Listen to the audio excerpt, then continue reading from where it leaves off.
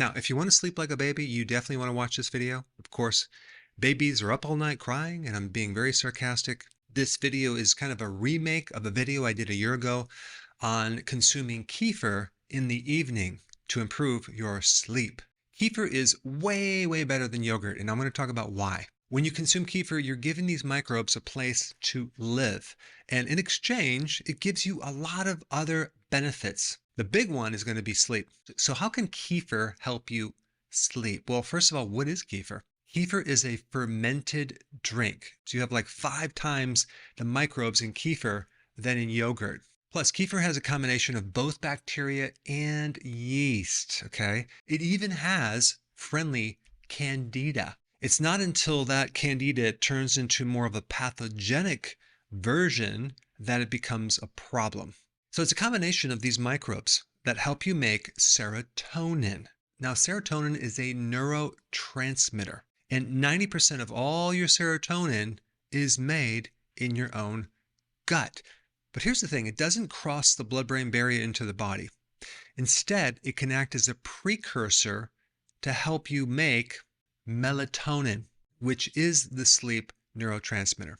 So these microbes from kefir actually go into the body and they inoculate or seed your microbes to help you grow more microbes in actually the right balance. And the microbes from kefir actually can survive the stomach acid, whereas yogurt, it doesn't survive. Now, there's definitely benefits to yogurt because it can act like a food for certain things in your gut, but kefir actually is a probiotic, okay, that can help your gut by providing the precursor to melatonin, but also it can help lower cortisol, which is the main stress hormone. And if you have that cortisol pumping through your blood, you're not going to sleep. The beneficial bacteria and yeast in kefir can help break down the protein in milk, like casein and other proteins, into a digestible protein. So even though a person has an allergy to milk, it's much less with kefir because of this microbial decomposition of the protein. Also, kefir tends to eat up a good portion of the lactose, the milk sugar, which many people have a problem with. They have lactose intolerance.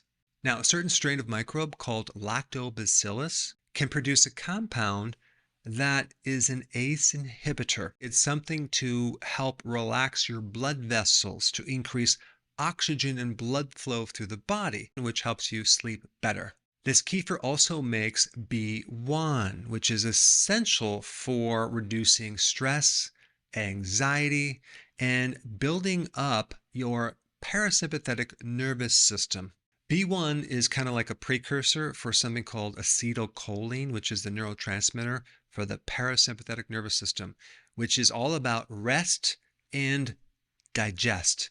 Kefir will help you absorb minerals like calcium, which is basically in this fermented milk product, as well as magnesium. So having a little calcium and even magnesium in the evening is really good for sleep.